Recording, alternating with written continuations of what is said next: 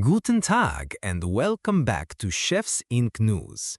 Today we're talking about how a simple logo change sparked a massive culture war firestorm, wiped out, about $100 million in value, Yeah. and then got completely reversed in under a week.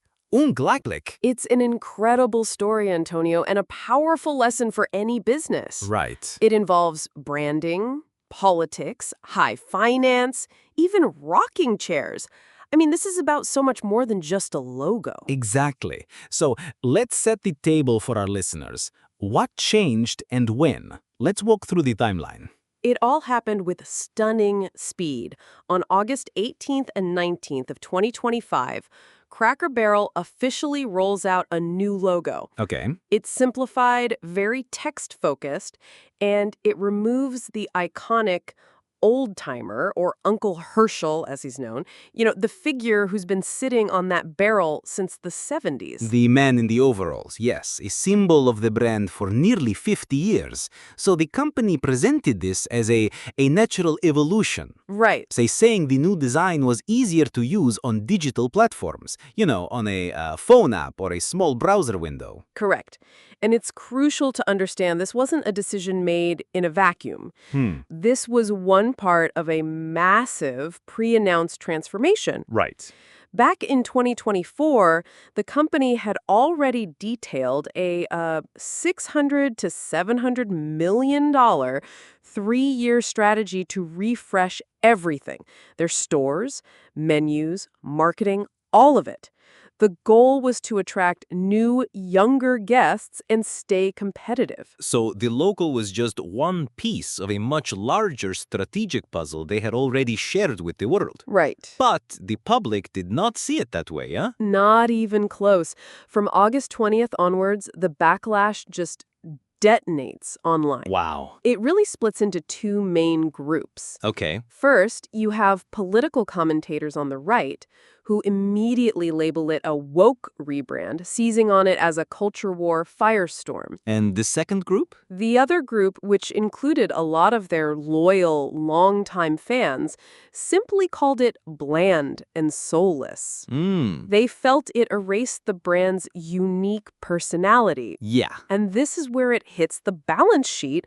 The company's stock slides about 10%, which at the time translated to a market value drop of around $100 million. $100 million for a drawing. Astonishing. Which brings us to August 26th, the U-turn. An incredibly fast one. Yeah. After a week of relentless pressure, which included a public demand from former President Trump to reverse course, Cracker Barrel capitulates. Wow. They officially scrap the new logo and restore the old Uncle Herschel design. Okay. The reversal was confirmed by CBS News, and their own website was changed back. The entire saga, from launch to reversal, was over in just 8 days. A week of pure chaos. And there was another twist, was there not? Something that happened on their website. That's right.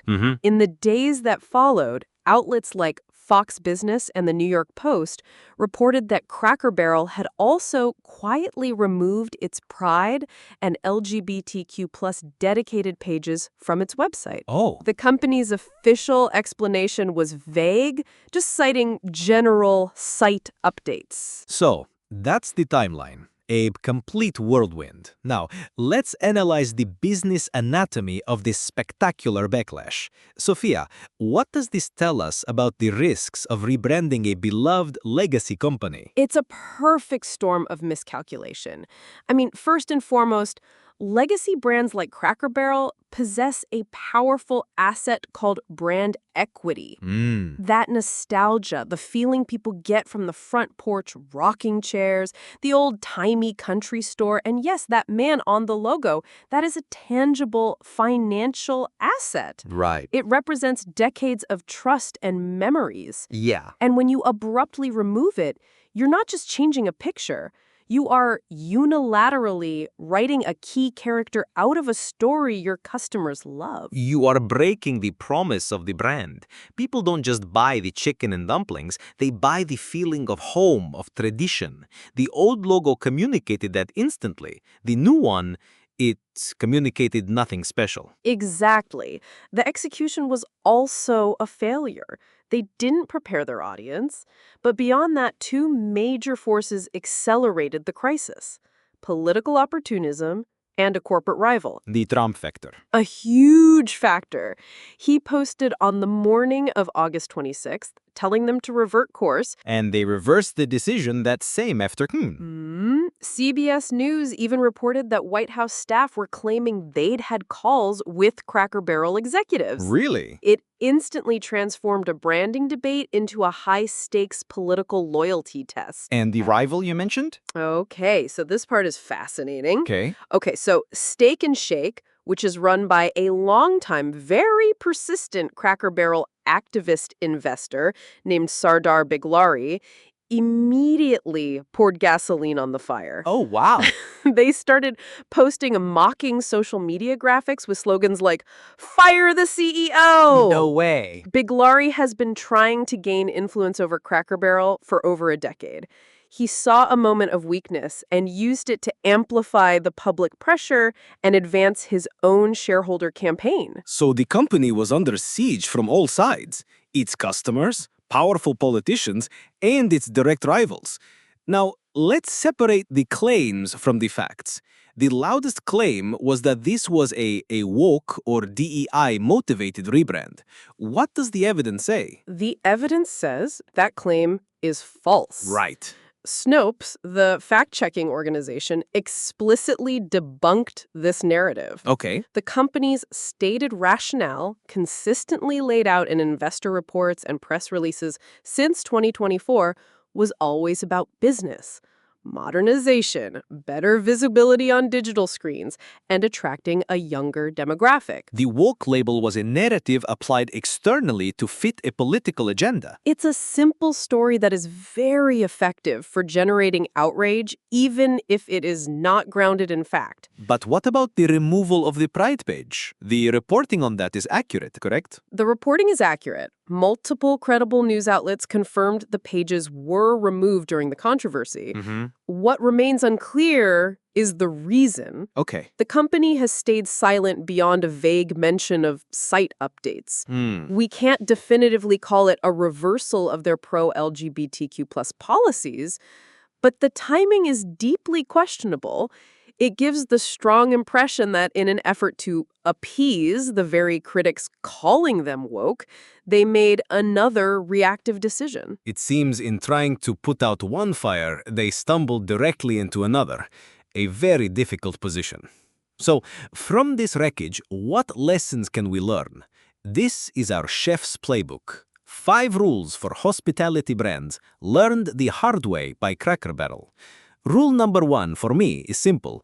Never ever remove your most iconic brand asset without a very long and careful transition. Rule number 2, message first, then change the assets. Yeah. You have to spend months telling your customers the story of why this change is necessary and good for them before you actually implement it. Right. Cracker Barrel did the complete opposite. Rule 3, pilot the change in select markets.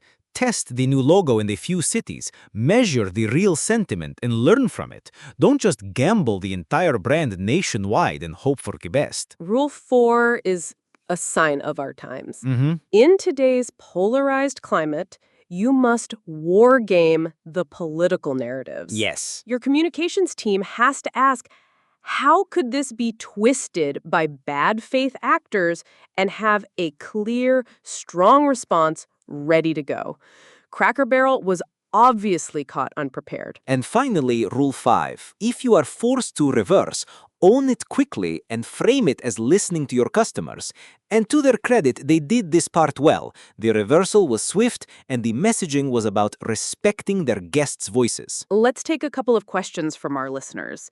The first is, my uncle is convinced DEI forced the logo change. What's the simple answer? The simple answer is no, there is no evidence for that. The company's official reason was about modernizing for digital screens and new customers. Independent fact-checkers confirmed this. It was a business decision that got caught in a political storm. And we have a comment from a listener who's a graphic designer. Oh, interesting. She says, I'm a designer and readability at small sizes is a real problem. The old logo is a nightmare on a phone screen. And she is absolutely correct. Her comment gets to the core of the original business rationale. Exactly. The strategic idea wasn't necessarily wrong, but the execution and the timing collided with cultural and political forces that the company drastically underestimates. It's a textbook case where a logical business strategy was completely overwhelmed by emotion, politics, and nostalgia. Genau it. Brands are stories. If you change the lead character, you're changing the entire story. Cracker Barrel learned that lesson in a very public and very expensive way. Now, here's a question we'd like you to think about. If you were the CEO of a beloved legacy brand, how would